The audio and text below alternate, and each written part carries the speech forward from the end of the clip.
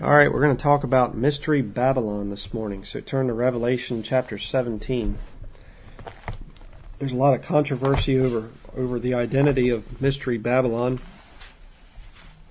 And we're going to go over the different possibilities, and then I'm going to show you proof positive that it's the Roman Catholic Church. I'm not going to lead up to it or, I'm going to tell you right up front, it's the Roman Catholic Church, and I'm definitely not a fan of Roman Catholicism. So Revelation chapter 17 verses 1 through 6. We'll go down through that quick.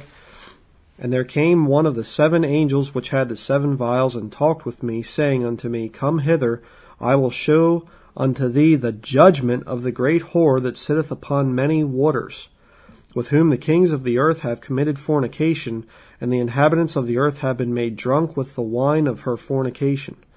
So he carried me away in the spirit into the wilderness, and I saw a woman sit upon a scarlet-collared beast, full of names of blasphemy, having 7 heads and 10 horns. And the woman was arrayed in purple and scarlet collar, and decked with gold and precious stones and pearls, having a golden cup in her hand, full of abominations and filthiness of her fornication. And upon her forehead was a name written, Mystery Babylon the Great, the mother of harlots and abominations of the earth. And I saw the woman drunken with the blood of the saints and with the blood of the martyrs of Jesus. And when I saw her, I wondered with great admiration. Okay. Now there are basically 5 different possibilities for the identity of this Mystery Babylon. And of course there would be a 6th possibility, and that would be the Catholic interpretation that it's just symbolic, and that it's all the events of Revelation took place in the past, and now we're in this, millennial kingdom that's not really 1,000 years, That's called amillennial belief, and it's the teaching of the Roman Catholic Church because they can't handle the Bible. Okay, and I'm sorry, I'm going to be real blunt here, but you're an idiot if you believe in amillennial teaching. There's no nice way to put it. Okay, the waters never turned to blood. There was never, all the nations being joined together in one nation with an Antichrist and everything else. That's nonsense. That stuff has not happened yet. You read through the book of Revelation, and most of it is not symbolic. Most of it is literal. I heard a statement the one time, Revelation's not really hard to understand, it's just hard to believe. And there's a lot of truth to that. The waters being turned to blood and all the living creatures dying. Is there anything at all symbolic about that? No. Is it hard to believe? Well, it's hard to imagine. I'll say that. I mean, we live not too far, down there across the road there's a creek, and up the road a little ways there's a lake. I can't imagine that being blood, but it's going to happen. Why? Because the Bible says it's going to happen. Okay, but there are 5 things. We'll just throw out the amillennial thing. That's just nonsense. But then there are 5 possibilities for the fulfillment of this city that's being spoken of there, which is what it is, by the way. It's a city. Number 1, you have actual Babylon, geographic Babylon, which is in Iraq. Okay, that's the first possibility. That's possibility number 1. Number 2 is Jerusalem, Israel. That's what a lot of the anti-Semitic people like Tex Mars, he teaches that. Okay, Mystery Babylon is Jerusalem. Number 3, you have America. That's another one I've heard. Actually very popular. Number 4, and there are some people that do teach this, that it's the Illuminati, which I'll show you why they believe that, why they teach that. But that's another nonsense one. And then, of course, the 5th possibility, which is, I shouldn't say possibility because it's the truth, is the Vatican City in Rome. Okay, that's your one there. That's definitely that one. And I'm going to show you by the end of this study, you're going to be convinced that it is Roman Catholicism that is described here. But now let's look at some points about this city, this Mystery Babylon. Okay, first of all, she is symbolized as a woman. Nearly every verse down through there, verses 1 through 7, it's she, the woman which thou sawest. It's woman, okay? Now, of those 5 possibilities, how many of them are often called a woman? Only one of them. Is geographic Babylon called in Iraq, is that called a woman? No. What about Jerusalem? No. America? No. Well, they say Lady Liberty. Well, that's a Statue of Liberty. But you don't really have America being called or symbolized as a woman. Okay, you have the Statue of Liberty, but that's not America. That's one place in America. The Illuminati? No. But what about Roman Catholicism? They call Roman Catholicism the Mother Church. Yes, she's described as a woman. Okay, secondly, Revelation 17, verse 18. Look there quick. It says, "And the woman which thou sawest is that great city which reigneth over the kings of the earth." Okay? Now, what about the thing of a city? Is geographic Babylon in Iraq a city? Yes. What about Jerusalem? Yes. How about America? Is America a city? No. The Illuminati? No. Vatican City? Yes.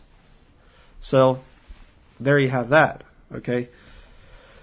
Let's just continue down through here. Number 3, the great city reigns over the kings of the earth. We just read about that there. Does geographic Babylon in Iraq reign over the kings of the earth? Hardly. What about Jerusalem? No. Some people try to say that it does. They try to do this Zionism thing, that the Jews control everything. That's nonsense. They don't. You have a lot of the Arabic nations over there that the Jews are not in control of them, and they want to wipe out Israel. So no, Jerusalem does not rule the kings of the earth. Okay, America, do we control China or Russia?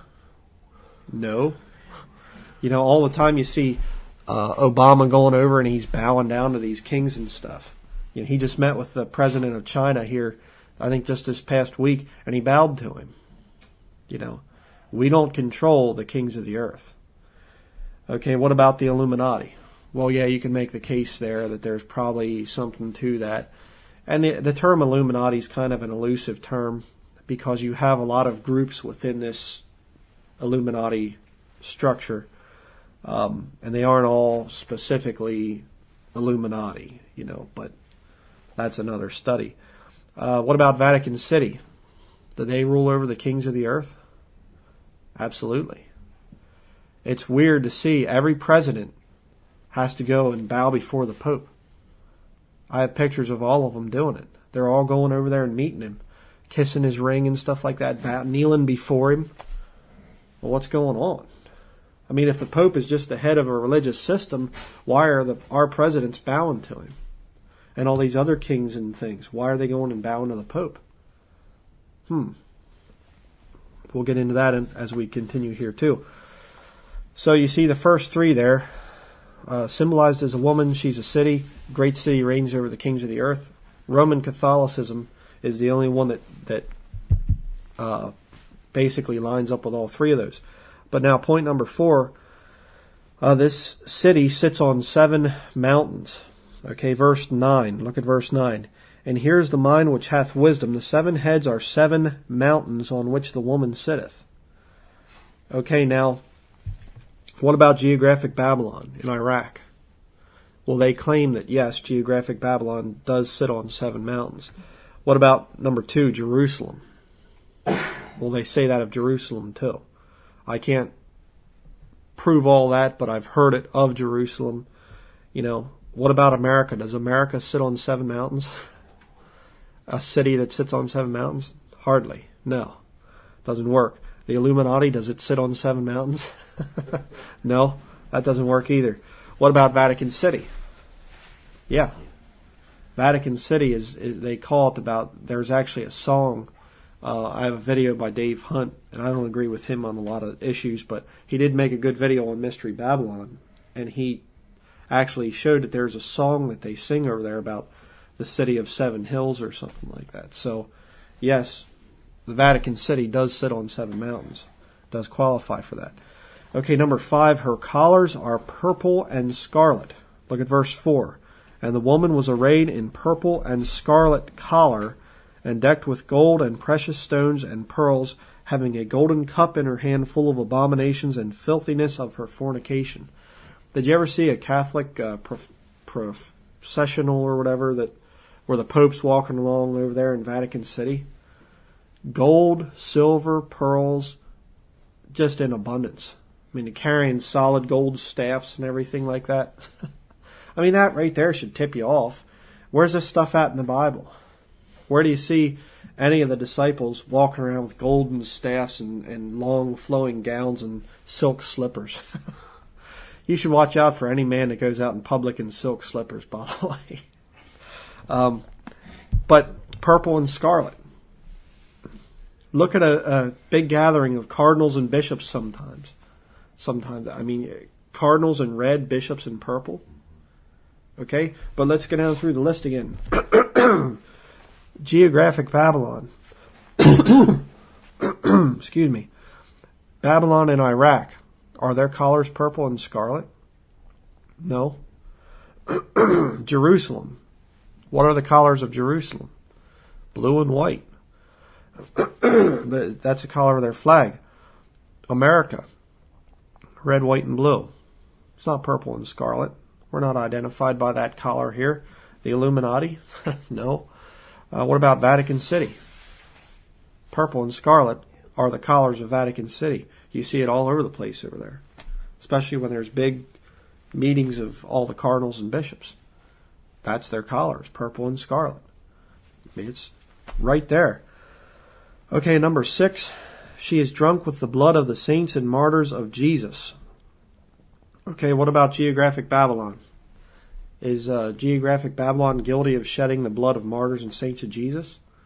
Maybe a couple, but definitely not drunk with the blood. Okay, not a huge number. What about Jerusalem? Yeah, a couple here and there, but certainly not to the extent of the Roman Catholic Church. What about America? Yeah, right. America hasn't shed the blood of the martyrs and saints of Jesus. The Illuminati? No. There again, not really. They haven't really killed that many Christians. Vatican City. What about Vatican City? A few, you know. I mean, it's I've heard numbers from anywhere from 10 to 50 million Christian martyrs down through the centuries. You know, it's certainly over 10 million. I don't know the actual number. I don't think that you can know the actual number because the ones that were keeping records of citizenship and everything, or you know how many people and census and all that, would have been the Catholic Church back through the Dark Ages. So, how many people are being killed? I don't think we'll ever know till we get to be with the Lord. Then we'll actually see the martyrs there, you know. But it's millions and millions and millions have been killed by Roman Catholicism.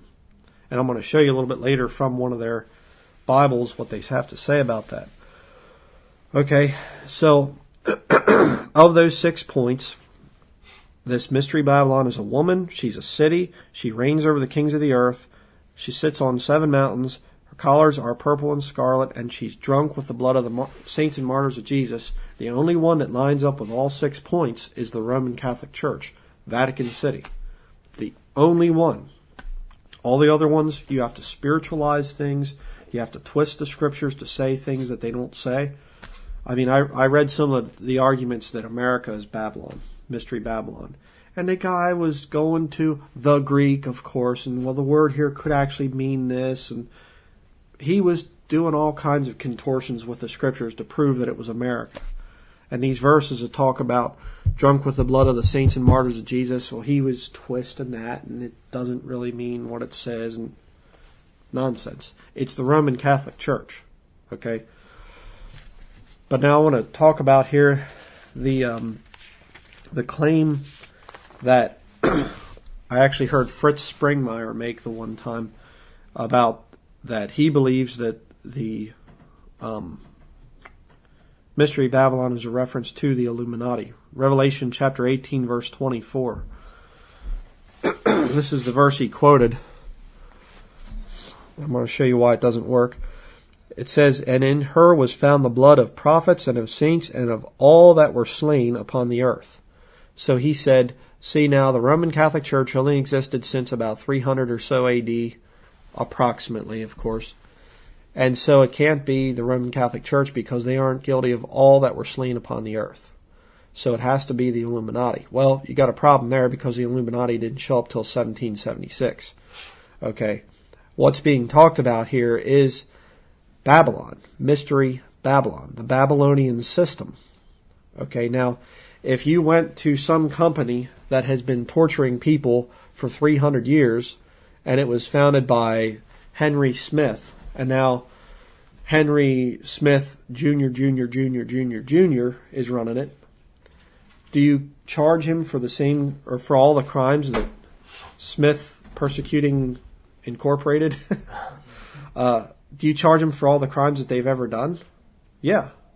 You see, it doesn't matter. It doesn't matter that they aren't the same necessarily as. Well, I'll say it this way: it doesn't matter that the Roman Catholic Church isn't necessarily the same as ancient Babylon in name and title, but they're still carrying out the same system of belief. So yes, it's part of, Satan's church. Okay, Murder Incorporated, we'll say. It goes back the whole way back to ancient Babylon, and it comes up to today as the Roman Catholic Church. Now let's turn to Daniel chapter 2, and I'll show you what I mean by that. Daniel chapter 2 in your Old Testament there. Excuse my voice here. Daniel chapter 2, verse 31.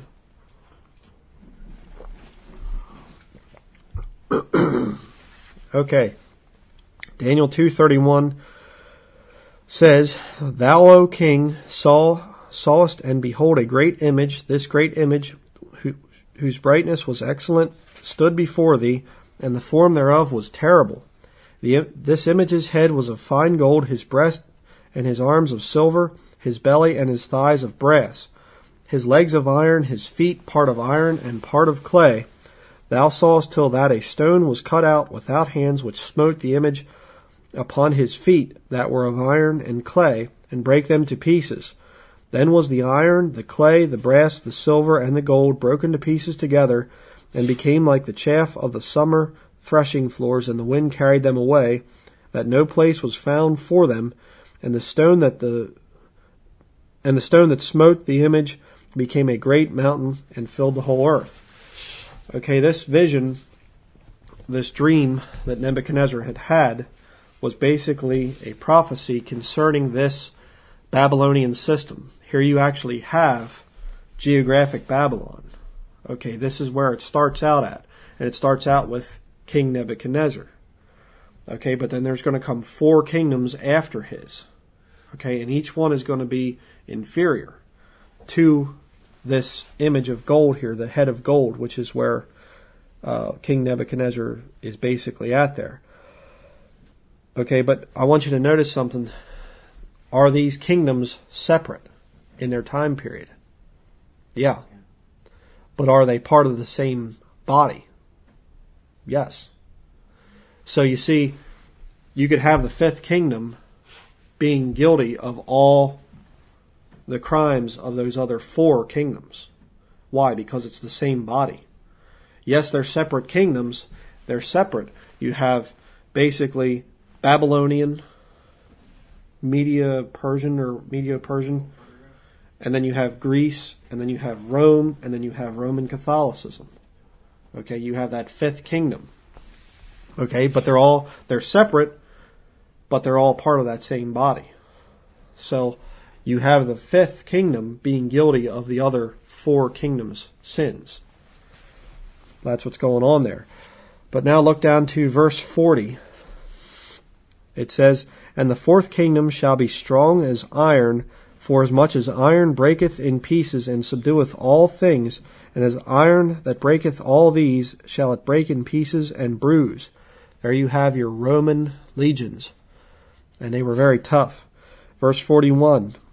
And whereas thou sawest the feet and toes part of potter's clay and part of iron, the kingdom shall be divided, but there shall be in it of the strength of the iron, for as much as thou sawest the iron mixed with miry clay. And as the toes of the feet were part of iron and part of clay, so the kingdom shall be partly strong and partly broken. See, okay. And whereas thou sawest iron mixed with miry clay, they shall mingle themselves with the seed of men, but they shall not cleave one to another, even as iron is not mixed with clay. And in the days of these kings shall the God of heaven set up a kingdom, which shall never be destroyed, and the kingdom shall not be left to other people, but it shall break in pieces and consume all these kingdoms, and it shall stand forever. Okay, notice it says basically there that the God of heaven is going to set up a kingdom. Okay, it isn't post-millennial that we're going to set up a kingdom here, we're going to bring in the kingdom, and then Jesus shows up at the end, and Christians will destroy the Antichrist and the false prophet in the Roman Catholic Church. The God of heaven is going to destroy it. Read Revelation 19, listen to the other studies. Jesus Christ is the only one who's going to defeat this system. Okay, that's why you can't be anything but premillennial if you're a Bible believer. All right, but you see, the truth is, the iron kingdom, the fourth kingdom, does not completely go away. It changes, it transforms into the feet, which is part iron, part clay. Okay? It's not that the iron, you see, when the gold goes away, it doesn't say, okay, now the gold is going to get mixed in with some of the silver, and then the silver gets mixed in with brass. Each of those kingdoms disappears. The gold goes away, and it's no more gold. Now it becomes silver. Then the silver goes away. But you see, with this iron, the iron doesn't completely go away. And you see, if you study history, you see back in the 4th century, I'll say it that way, back in the 4th century, you see the Roman Empire basically crumbling. The Western Empire falls apart, goes away. But then the other part of the Roman Empire merges and changes into the Roman Catholic Church. All right? But now I just want to look at something here. So you have the Roman aspect of this fifth kingdom, the iron. But what about this clay? What is clay a type of in the Bible? Go to Isaiah chapter 45. Go back a couple books. Bunch of chapters. Isaiah chapter 45, verse 9. Isaiah 45, verse 9 says, Woe unto him that striveth with his Maker! Let the potsherd strive with the potsherds of the earth. Shall the clay say to him that fashioneth it, What makest thou? Or thy work, he hath no hands? So what's clay a type of? Us. Our flesh. Turn to Romans chapter 9. I'll show you the verse that's very similar here. Romans chapter 9, verse 20. Verses 20 and 21, actually. Okay, Romans 9, verse 20. Nay, but, O man, who art thou that repliest against God? Shall the thing formed say to him that formed it, Why hast thou made me thus? Hath not the potter power over the clay of the same lump to make one vessel unto honor and another unto dishonor? So you see there that clay is a type of our flesh. And you don't really have a right to complain to God. Okay? You don't have a right to say, why'd you make me this way? Well, no, don't do that. So, but I just want to prove the point there that clay is a type in the Bible of our flesh. So, what do you have? You have this kingdom of iron and of clay.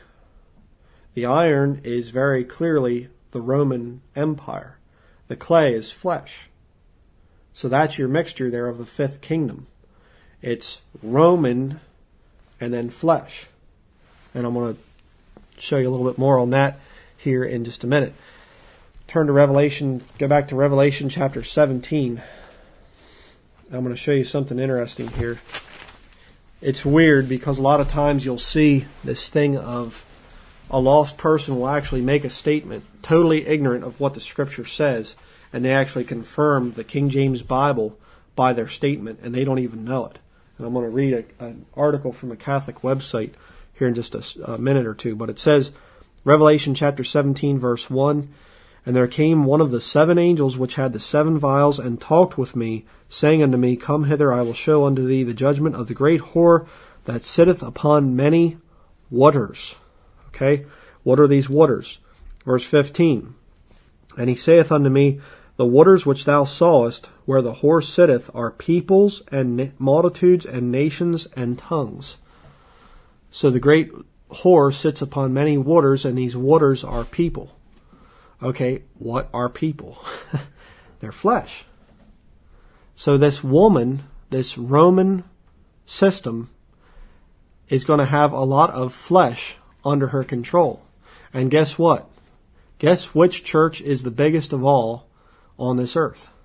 Which church has the most members? Roman Catholicism. 1.1 billion members worldwide. The biggest of all churches. The second biggest is the Islam, which is like 940 million. Okay? Don't try to compete, by the way, if you're a Bible believer. We're never going to be in the running for the biggest church. So, in spite of what some of the brethren try, with their big church buildings, not going to work. But here I got on this website, fallibleblogma.com. The guy's a Catholic, and he has a thing in here about, there are about 1.1 billion Roman Catholics. Now listen to what he says here in this paragraph. And this guy, he couldn't turn to this verse, to the Revelation 17, verse 1 and 15. He couldn't turn to him to save his life probably, but he says here, "So if you are ever unsure about the number of Catholics in the world or their influence, just remember that the Catholic Church is an ocean in a world full of ponds and puddles, just as we would hope Christ's church would be." So in other words, if Jesus had a church, it would be the biggest one. Wrong.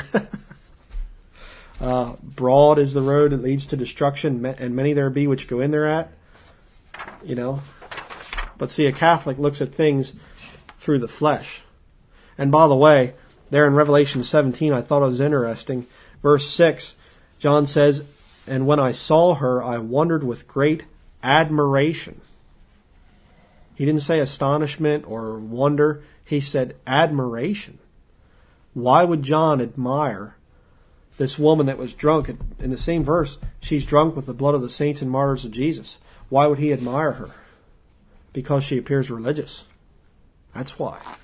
And she's, decked in gold and silver and everything else.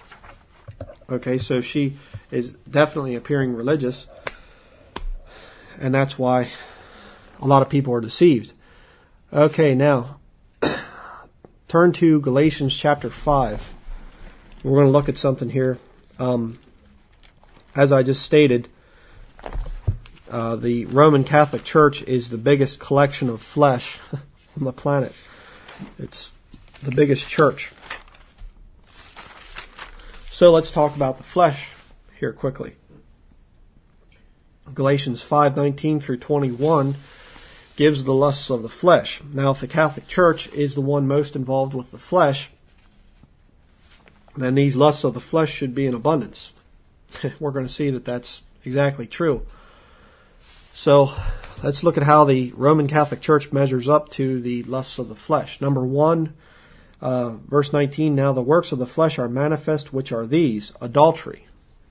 Is there adultery in the Roman Catholic Church? Sure, absolutely.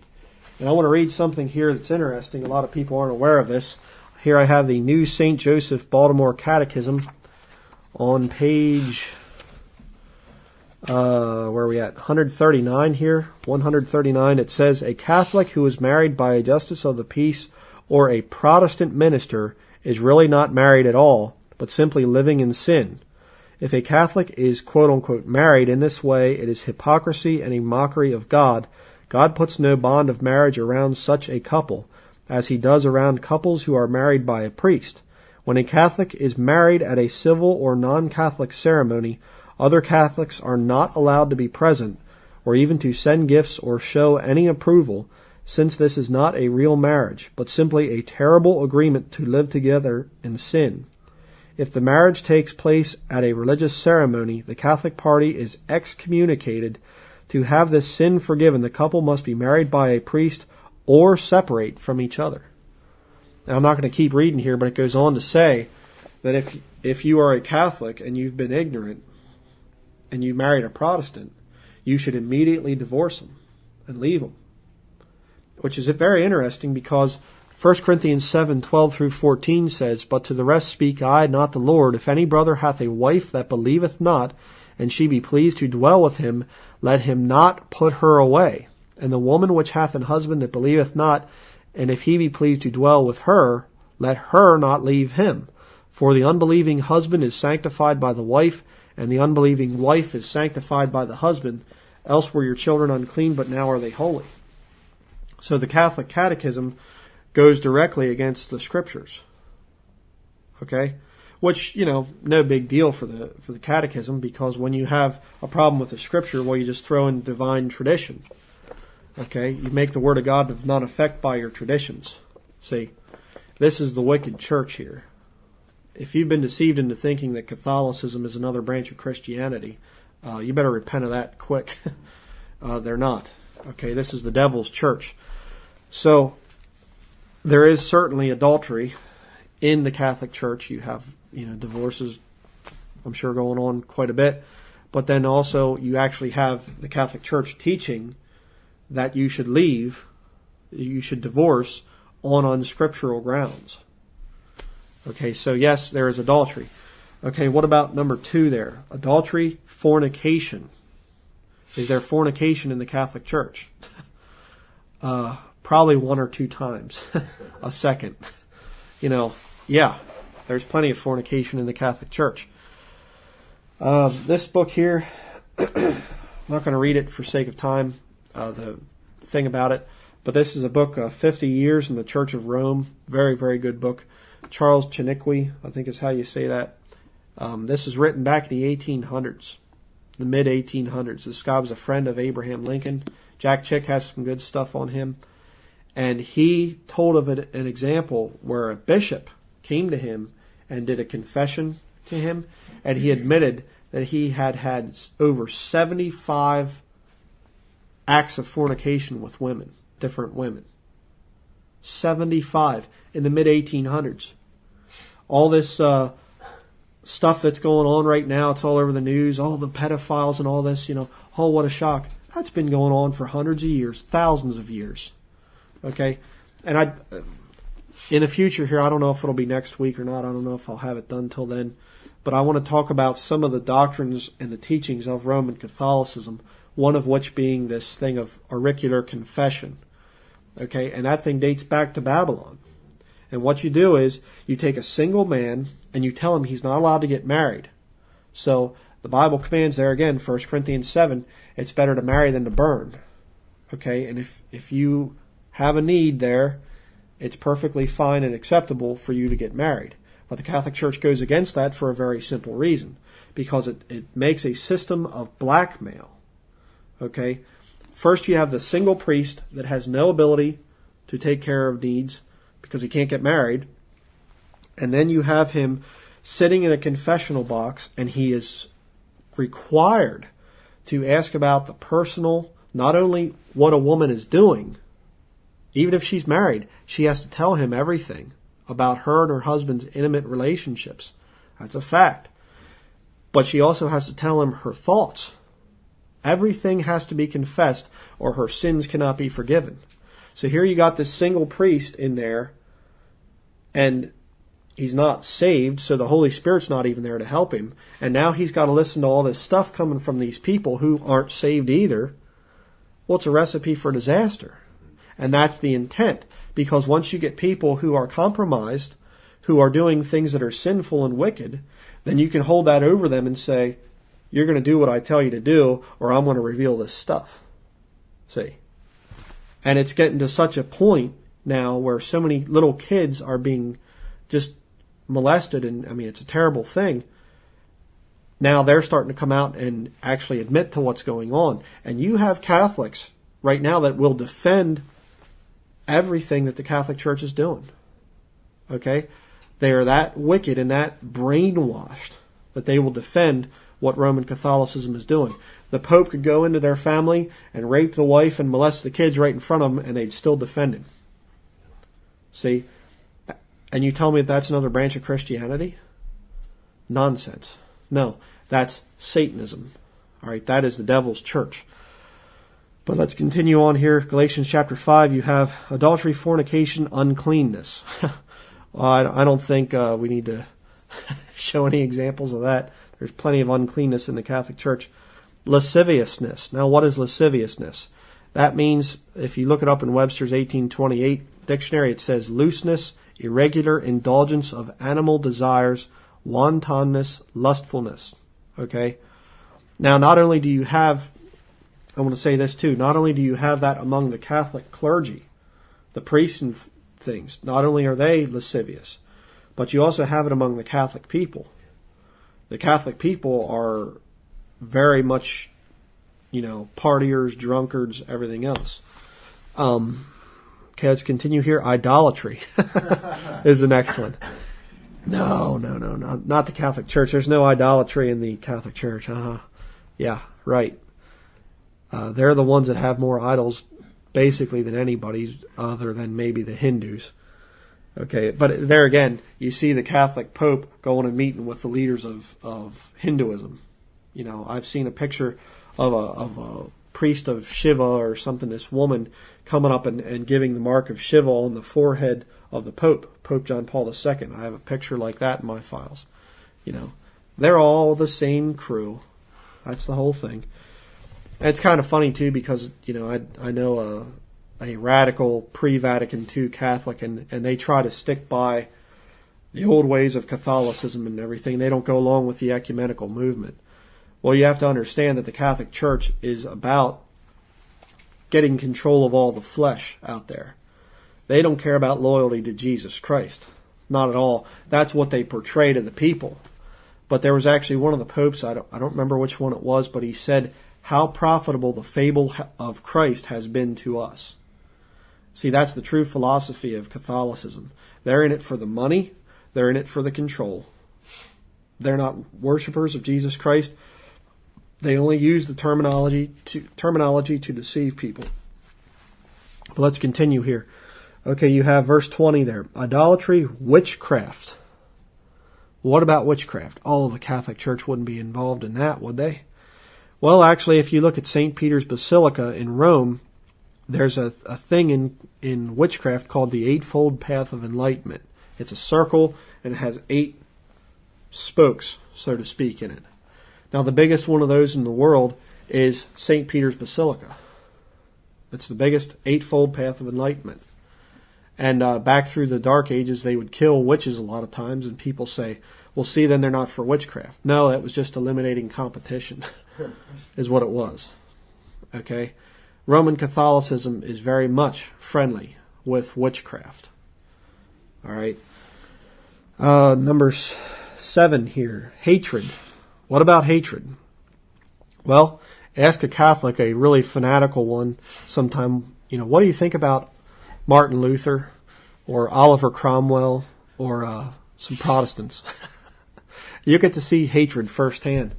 But in case you don't believe, in Catholic hatred of real Christians, I want to go here. I have here an original reprint of a 1610 Jesuit Douay-Rheims Bible. So we're going to go back. I was doing some research here and I found this and I just couldn't believe it. They're footnotes on Revelation chapter 17. And it says here, the Protestants foolishly expound it to Rome, speaking of the blood of the martyrs and saints of Jesus. They're trying to refute the thing of the Protestants saying, you people are killing Christians. Okay, and this is written back in 1610. So this is back when they were still killing Christians. But it says, The Protestants foolishly expound it to Rome, for that there they put heretics to death, and allow of their punishment in other countries. But their blood is not called the blood of saints, no more than the blood of thieves, man-killers, and other malefactors, for the shedding of which, by order of justice, no commonwealth shall answer. Think of that. In other words, you want to kill a Protestant? Well, it's the same as killing a thief or a murderer or whatever. Just kill them. You won't have to answer for it. That's what they're teaching.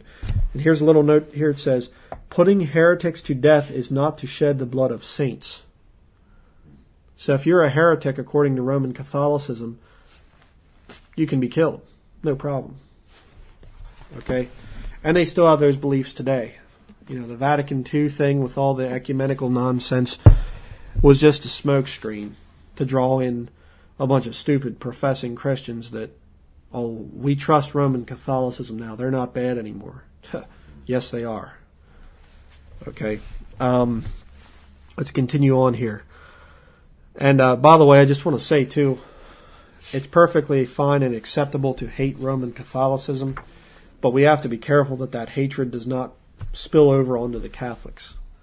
Okay, there are some Catholics that you could probably hate, because they're not going to change. They're not, they're fanatics.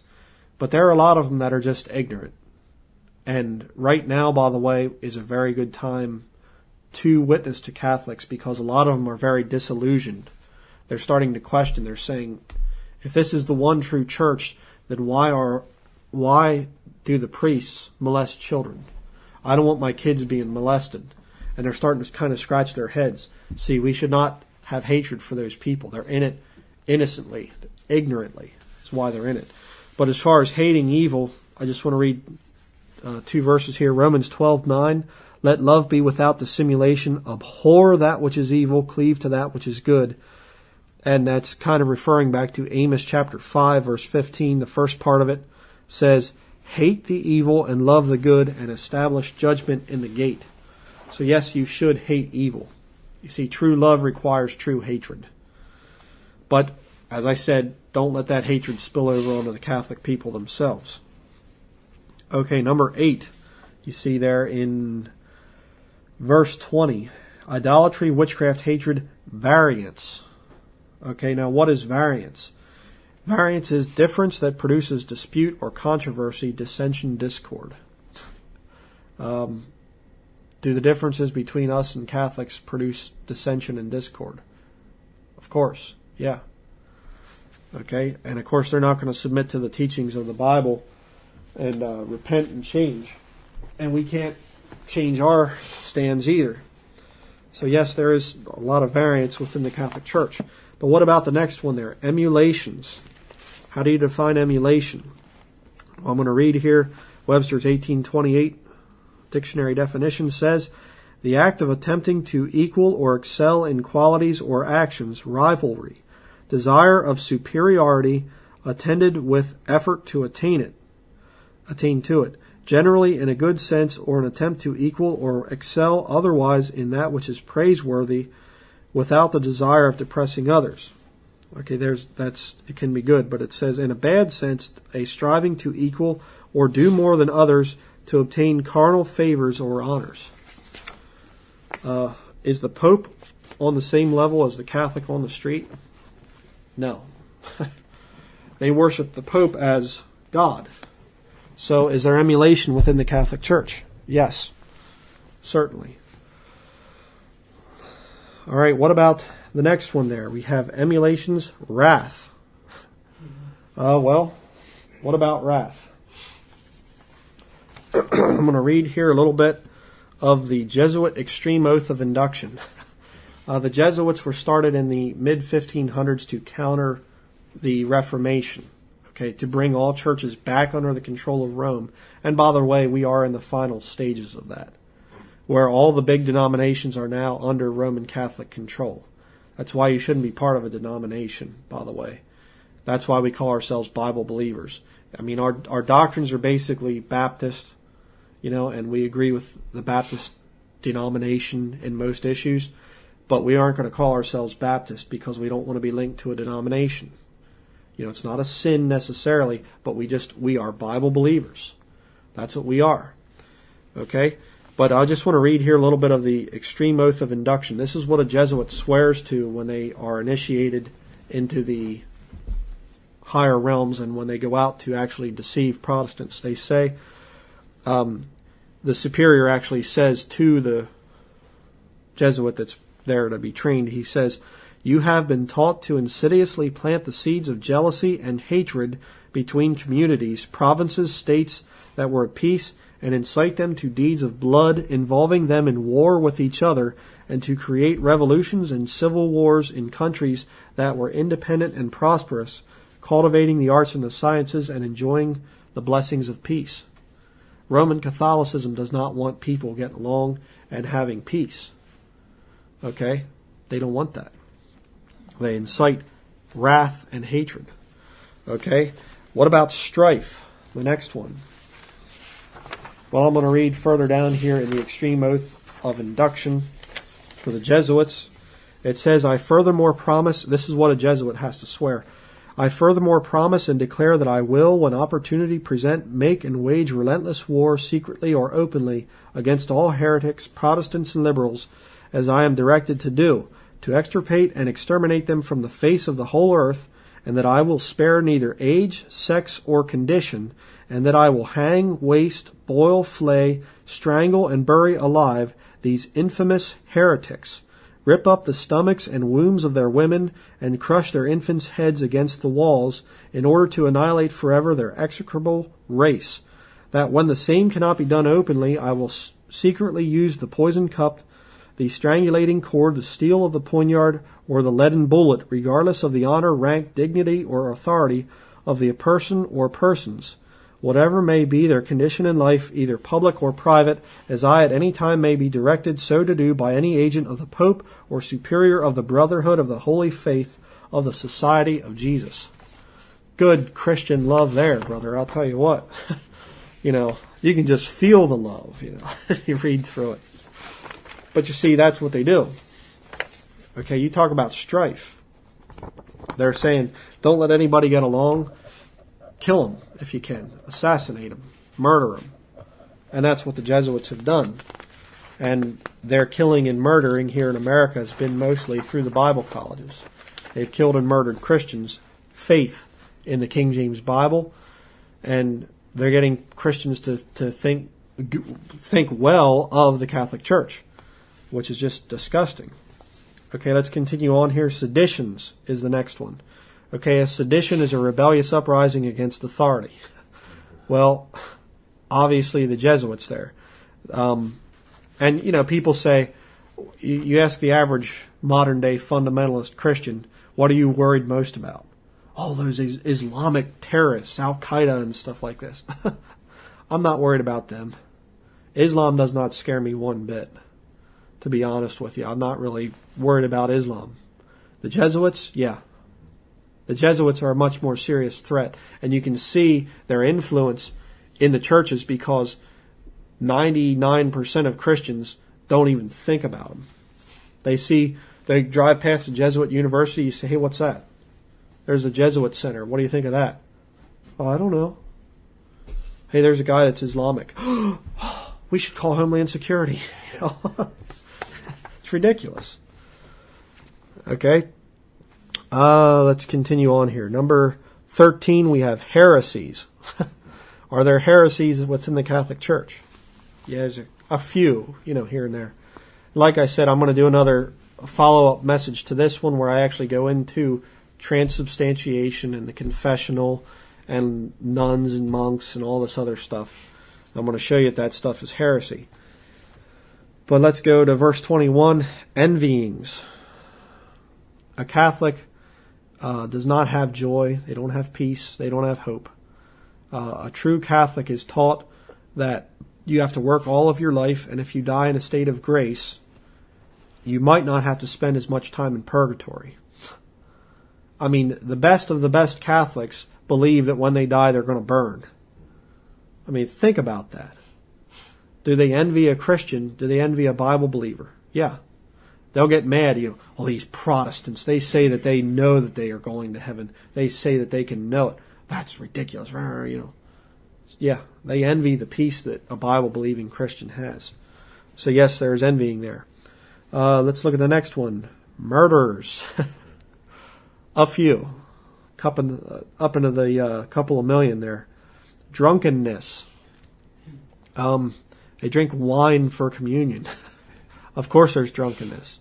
And there again, Charles Chiniquy's book, 50 Years in the Church of Rome, he talked about going different places to see bishops or different dioceses, and he would go in and he would walk right in on a drunken, all the priests are sitting around drunk. And that's back in the 1800s. So, yeah, I'm sure that there's quite a bit of drunkenness and wickedness in the Catholic Church today as well. And, of course, the Catholic people a lot of times are drunks. And I do want to say one other thing. John Ronald Reuel Tolkien, J.R.R. Tolkien, and C.S. Lewis were both... C.S. Lewis was supposed to be an Anglican or something. He was a Catholic. Okay, he believed that he was going to purgatory when he died.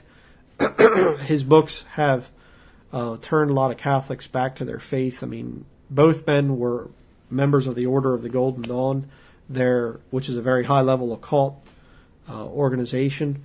They were both occultists. Okay, they wanted to make paganism sound Christian, which is the job of the Catholic Church. Tolkien was a radical Roman Catholic. He told his son the one time, I did a lot of research into both these men, that's why I'm talking about them, but Tolkien told his one son that the only thing that you can really truly love on this earth is the Blessed Sacrament, the Eucharist. Not Jesus Christ. Of course, to a Catholic, the Eucharist is Jesus Christ, which is heretical nonsense. But Tolkien and C.S. Lewis were taking paganism and trying to make it Christian, okay, which you can't do. And where did they meet? The Inklings was their group, and they met with a lot of the other big scholars and, guys like that. They met in pubs. The Inklings met at the Bird and Baby, I think, was the one that they met at, and then they met at another place. But they're reading Tolkien's letters to family members or to different people. He was talking about alcohol the whole time, and saying about how his wife was complaining because his barrel of beer behind the kitchen, it was leaking all the time, and it smelled of beer in the house all the time like that. These guys just drank all the time. And Tolkien, when he got up in years, he was complaining because his doctor told him he couldn't drink for a little while. These guys were drunkards. Big time. There are stories of where Tolkien went into the Bird and Baby, into the pub, and C.S. Lewis being drunk and being obnoxious and everything. So don't fall for the Chronicles of Narnia or the Lord of the Rings thing. It's purely pagan. Wish I could say a lot more on that, but that would take me in another direction. But let's look at the last one here, revelings. Okay, what is a reveling? Well, it's basically partying. Wild, insane partying. And I have here a book by a demented pagan named BRYAN McLaren. He's one of the leaders of the Emergent Church, and I have him in my new video. This book, actually, it says why I am a missional evangelical post-Protestant, and he goes on to say Catholic unfinished Christian. Guy's warped. He has a whole bunch of things here, but I want to just read something he says about the Catholics, why he's a Catholic. He has a bunch of reasons here, and he says Catholics know how to party. That's one of his reasons why he calls himself a Catholic, because they know how to party. He says, but on the other hand, can you imagine Lutherans or Presbyterians or Baptists creating Mardi Gras? No, I can't. But, this is a good thing. Mardi Gras is a good thing, created by Catholics. So, whatever. Don't fall for the emergent church movement. It's very, very wicked. It's of the devil. But let's continue on here. Notice there in verse 21 it says, of the which I tell you before, as I have also told you in time past, that they which do such things shall not inherit the kingdom of God. All of those things, all of those wicked lusts of the flesh are in abundance within the Catholic Church. It's not another form of Christianity. But now let's go back to Daniel chapter 2.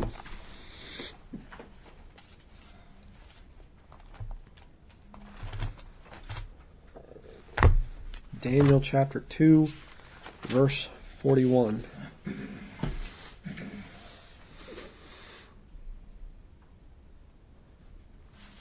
It says there, "And whereas thou sawest the feet and toes part of potter's clay, and part of iron, the kingdom shall be divided, but there shall be in it of the strength of the iron, for as much as thou sawest the iron mixed with miry clay. And as the toes of the feet were part of iron and part of clay, so shall the kingdom be partly strong and partly broken." Now I'm going to offer up a theory here, which kind of came to me as I was doing this message. And it's just a theory. I'm not going to teach this doctrinally and be dogmatic about it, but it's something that I think is very interesting. People say that there have been 4 kingdoms and the 5th one is coming. Well, here's my theory. What if we're in the 5th kingdom? What if we've been in the 5th kingdom since the 4th century? Has there ever really been a break in the Roman Catholic Church controlling things? Well, somewhat. I mean, they pretty much controlled everything with an iron fist, literally iron, up until the Protestant Reformation. But since then, have they lost complete control? Absolutely not. Who really is running things right now? I would say Rome. I mean, well, America is doing things and we're going out and imperialism and all this stuff. Yeah, but our president bows to the Pope. And the Pope says, I want you to do this and I want you to do that, I think Roman Catholicism is still calling the shots. So, like I said, I'm not going to be dogmatic about it, but I do believe that there's a possibility that we are in that 5th kingdom. And that doesn't mean that we're in the tribulation or anything. No. It just means that the 5th kingdom is there and ruling things, but the full manifestation of that kingdom is going to be in the tribulation. Okay?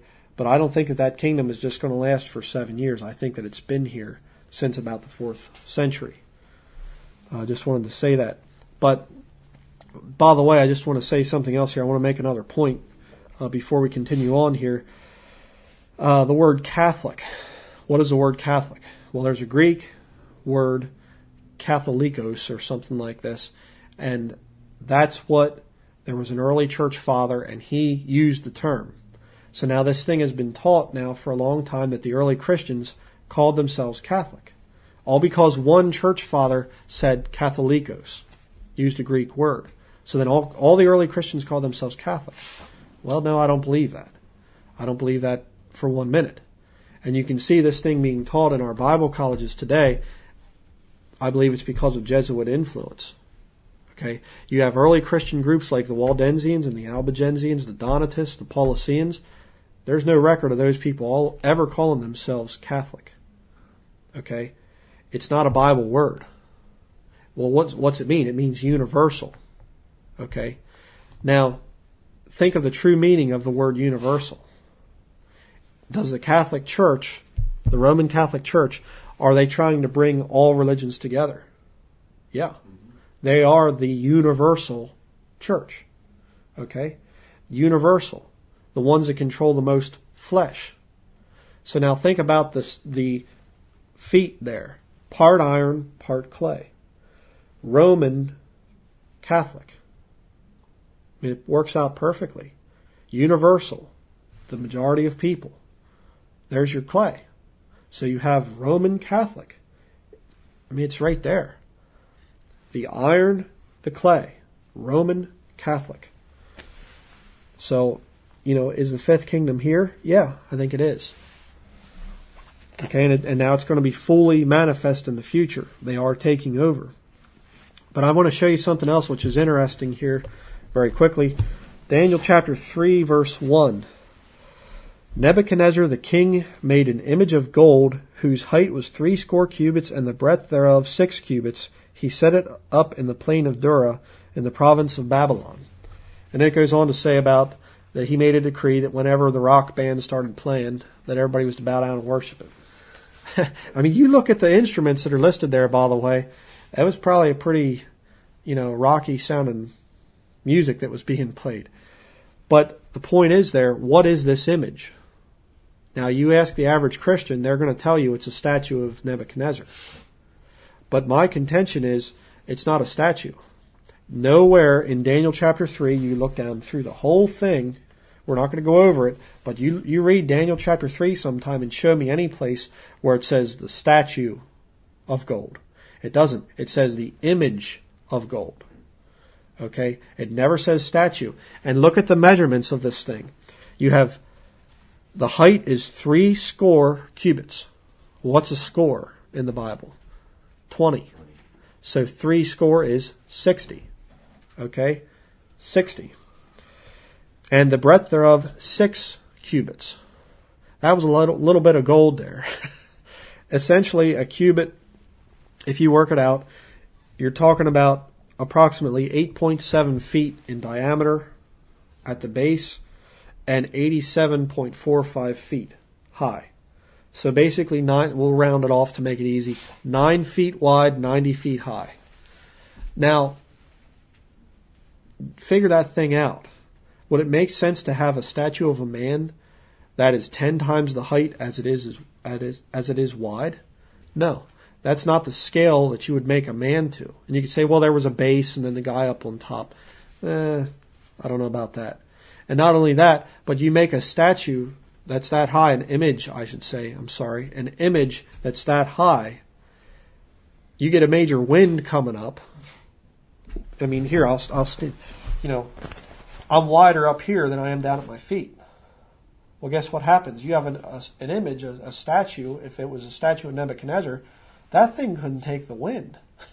And if it's out in the plains, there's no trees to shield the wind from it. Okay? Do we have any statues here in America, any images that are very tall and very narrow? Washington, D.C. Yeah. What is it? What in Washington, D.C., what do we have? The Washington Monument. Yeah. It's an obelisk. Okay? I believe that that's what the image was. It doesn't say statue, it says image. And I can't really get into what the image of an obelisk means, but I'll just say it this way without trying to be crude. It is a male phallic symbol, an uncircumcised male phallic symbol. I'll say it that way. If you need to know more, email me. I'm not going to go into it. But the ancient worshippers of Baal worshipped the male phallic symbol. Okay? That's why they've always been perverts, because that is the center of their worship structure. Okay? And that's why the Hebrews, for them to bow down to an uncircumcised image, would have been absolute, totally out of the question. It would have been blasphemy. Okay? It would have been bad enough bowing down to a man, but bowing down to a phallic symbol like that, no way. They wouldn't have done it. I'm not going to bow down to something like that. Okay, but this symbol has been around for thousands of years. And you know what's interesting about it? Take a look at St. Peter's Basilica sometime. Right in the center of the Eightfold Path of Enlightenment, right in the center of it, is an obelisk from Egypt. And I actually asked some Catholics one time online, we were back and forth, and I asked them, I said, why would the Pope, if the Pope is a Christian, why would he ship an obelisk, a known occult symbol, why would he ship it from Egypt? An ancient Egyptian obelisk. What's going on there? No answer. How could you answer it? I mean, can't they make one there in Rome? Why ship one from Egypt? Doesn't make any sense. Unless it's that long line of Babylonian pagans, the priests of Baal, which is what a Catholic really, truly is. But you see, there again, you have the image of Baal, you have this image of gold being set up by Nebuchadnezzar, and the fifth kingdom sets up the same image. right in the middle of where all those people gather.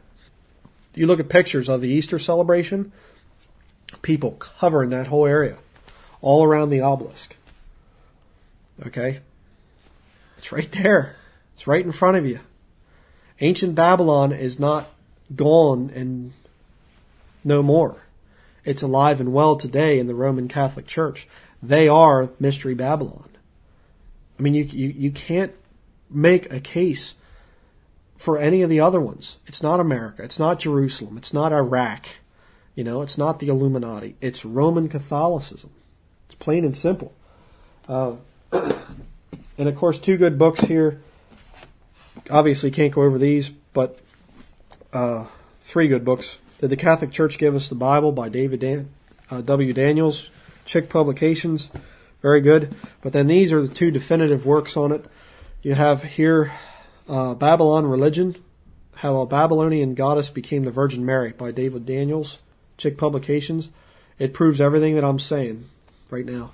And then the real scholarly work by Alexander Hislop, The Two Babylons, which is another great work on the whole Babylonian thing. Okay, now let's finish up here. A couple more places to turn to. Okay, but I just want to say, turn to Revelation 16 while we're turning there. You say, well, why would God blame today's Roman Catholic Church for all the righteous blood ever shed? And I think I kind of covered that already, because they are the same ancient Babylonian worshippers of Baal. And a lot of that stuff is more for private study. I can't get into too much of it here. But Revelation chapter 16, verse 19. People say, well, shouldn't we just forgive and forget the sins of Rome's past? Should we hold it against them, or should we just forgive and forget? Well, Revelation 16, verse 19 says, And the great city was divided into 3 parts, and the cities of the nations fell. And look at this. And great Babylon came in remembrance before God to give unto her the cup of the wine of the fierceness of his wrath. You say, well, that's horrible. Why would a loving God do that? Let me tell you something. Loving God right there has let them go on about their wickedness for thousands of years now, and has not stopped them. His love is going to come to an end, though, at some point for them. And his long-suffering, I'll say, his long-suffering nature is eventually going to come to an end. This has not happened yet. And that's why the Roman Catholic Church, they try to allegorize and spiritualize the book of Revelation. And in fact, Vaticanus, one of the Roman Catholic Church's manuscripts, omits the whole book of Revelation. They just get rid of it. That's why the Roman Catholics can't handle the book of Revelation, because their destruction is prophesied. And it's coming. Turn over to Revelation 18. And while you're turning there, probably don't have to turn very far. I just want to say something here. This thing about forgiving and forgetting. You say, well, God's not going to forgive and forget. So what should a Christian do? Well, I have here a couple of articles. Here you have one on Jerry Falwell when he died. And it says, he put aside generations of anti-Catholic prejudice to form a close working relationship with conservative Catholics. That's what you call a traitor. And then the other one here, we'll read this real quick. Here when John McCain was running, you had John Hagee, that basically some of the Catholics were getting upset about, because John Hagee used to identify Mystery Babylon as Roman Catholicism. But here Hagee writes, quote, out of a desire to advance a greater unity among Catholics and evangelicals in promoting the common good, I want to express my deep regret for any comments that Catholics have found hurtful. Both men are traitors. Whether or not they were saved, I'm not going to say, but both of them are cowardly traitors. And by the grace of God, I will never, ever back down from calling Roman Catholicism Mystery Babylon. But now let's read here, finish up Revelation 18 verses 1 through 11. It says, And after these things I saw another angel come down from heaven, having great power, and the earth was lightened with his glory. And he cried mightily with a strong voice, saying, Babylon the great is fallen, and has become the habitation of devils, and the hold of every foul spirit, and a cage of every unclean and hateful bird. For all nations have drunk of the wine of the wrath of her fornication, and the kings of the earth have committed fornication with her, and the merchants of the earth are waxed rich through the abundance of her delicacies. And I heard another voice from heaven saying, Come out of her, my people, that ye be not partakers of her sins, and that ye receive not of her plagues. For her sins have reached unto heaven, and God hath remembered her iniquities. Reward her even as she rewarded you, and double unto her double according to her works. In the cup which she hath filled, fill to her double. How much she hath glorified herself and lived deliciously, so much torment and sorrow give her. For she saith in her heart, I sit a queen, and am no widow, and shall see no sorrow. Therefore shall her plagues come in one day, and death and mourning, and famine, and she shall be utterly burned with fire. For strong is the Lord God who judgeth her. And the kings of the earth who have committed fornication, and lived deliciously with her, shall bewail her and lament for her, when they shall see the smoke of her burning, standing afar off for the fear of her torment, saying, Alas, alas, that great city Babylon, that mighty city, for in 1 hour is thy judgment come. And the merchants of the earth shall weep and mourn over her, for no man buyeth their merchandise any more. All right. The Bible very clearly teaches there that it's not only is she going to be wiped out, Roman Catholicism, in 1 day, but it's actually going to be 1 hour. Now let's read here Revelation chapter 18. And we're going to go to, we'll go to Revelation chapter 19. After Roman Catholicism is wiped out, this is what happens. Revelation 19 verse 1 says, And after these things I heard a great voice of much people in heaven, saying, Alleluia, salvation and glory and honor and power unto the Lord our God, for true and righteous are his judgments, for he hath judged the great whore, which did corrupt the earth with her fornication, and hath avenged the blood of his servants at her hand. And again they said, Alleluia, and her smoke rose up forever and ever. We're going to have a party and a celebration in heaven when we see Roman Catholicism being destroyed. I'm looking forward to that. And I'm not a martyr. I haven't lost any family members to Mystery Babylon, to Roman Catholicism. But I shouldn't say that. I should say I haven't lost any of my fleshly family to them. But I have lost spiritual members of my family to that system. And it's going to be a glorious day when they are finally destroyed. But I just want to read one other thing here. Just a man who had a lot of good sense. One of my heroes is Oliver Cromwell. God raised him up shortly after the Protestant Reformation, and actually right after the King James Version was completed. God raised up Oliver Cromwell as a great military hero to fight against Roman Catholicism and take away their physical political power. And he kicked them out of countries. He'd go in and he'd send warning, I'm coming, get out. He did that in Ireland. He did it in Scotland, a couple nations, and they were scared to death of the guy. Oliver Cromwell, when he was in command, never lost one battle. Not one. He was a great military hero. And by the way, while he was out there fighting, he was sick. He struggled with sickness all of his life. He was just an amazing man, and definitely saved. There's no question about that. But here he says, see, there was a big thing back then. Well, shouldn't we reform the Catholic Church? Maybe we could help them and change some of their corrupt ways and whatever.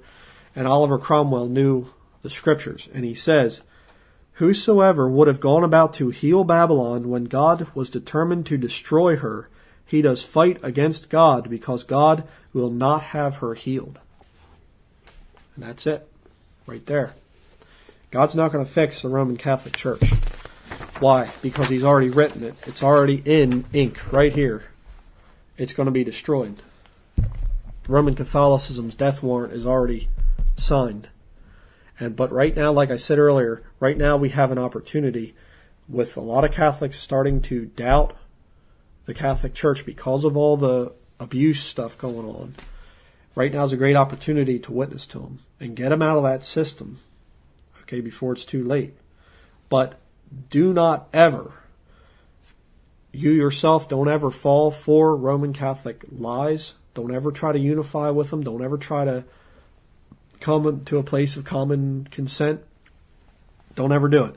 And number two, if you have a pastor or a leader of any kind and they're friendly to the Roman Catholic Church, get away from them. Get as far away from them as you can. I don't care how quote-unquote godly they are or spiritual they are. If they say that the Roman Catholic Church is okay and don't talk about the crimes of the past and don't talk about the Jesuits, they are crooked. They're corrupt. So I guess that's it for this morning. Thank you for listening. Let the elders that rule well be counted worthy of double honor, especially they who labor in the word and doctrine. For the Scripture saith, Thou shalt not muzzle the ox that treadeth out the corn, and the laborer is worthy of his reward. If these sermons or videos have been a blessing to you, please help us to continue this work by supporting this ministry.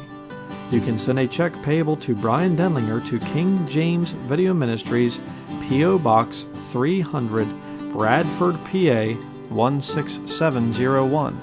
Or you can donate online through PayPal at our website, www.kingjamesvideoministries.com. Thank you, and may the Lord Jesus Christ bless you.